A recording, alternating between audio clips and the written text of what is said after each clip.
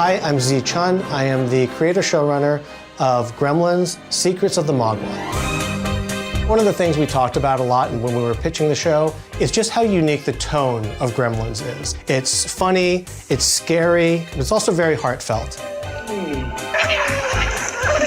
There's an old man, Mr. Wing, who runs a curio and antique shop where Gizmo is found. And we asked the question, how did those two meet and what adventures did they go on before they came to America? Our show takes place in 1920s China. We really wanted to be authentic to that time period. And we have an incredible team of artists and cultural advisors who have really built this world and made that happen. It starts in Shanghai, and it follows that old Mr. Wing when he was just a 10-year-old boy named Sam. He meets Gizmo, and he also meets a French street thief named Elle. And the three of them go on a journey through China to return Gizmo to his ancestral home, the Valley of Jade.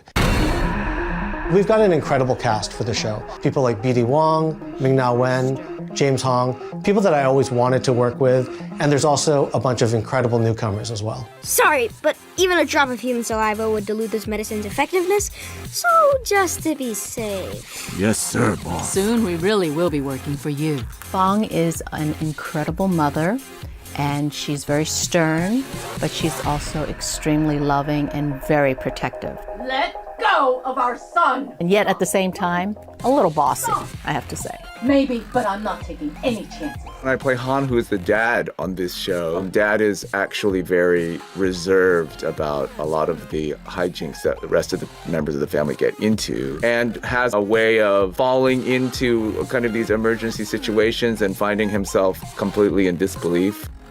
Do you have a first name? Gizmo. Gizmo? Gizmo. Gizmo. Gizmo?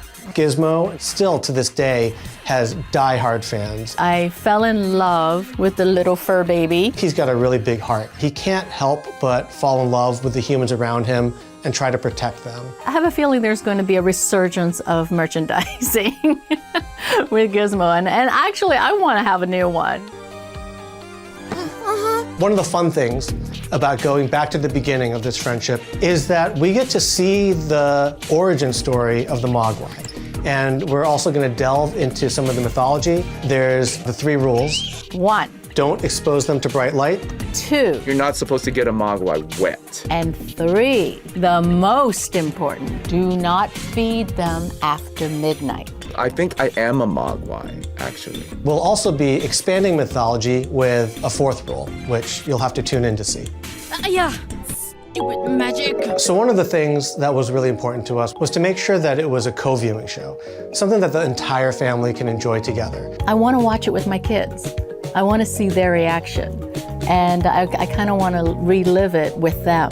There's a great satisfaction as a parent when your kid likes that thing that you liked. The writing is fantastic. The adventures are so fun. It's not just about entertaining you. There's a lot of lessons, knowing what's right and wrong, whether to listen to those guidelines, and consequences when you don't. Fong, Sam, go! You do not understand. You are not ready.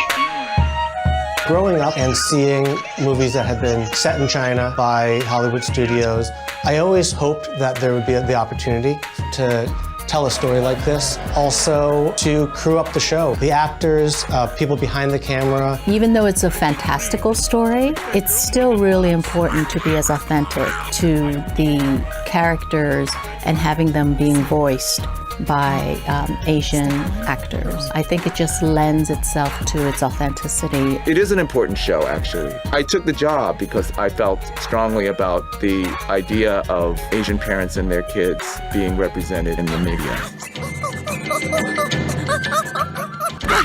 Even though it's set halfway around the world, we really wanted to make sure that fans of the original Gremlins could see this show and say, oh, I remember the feeling of watching Gremlins for the first time.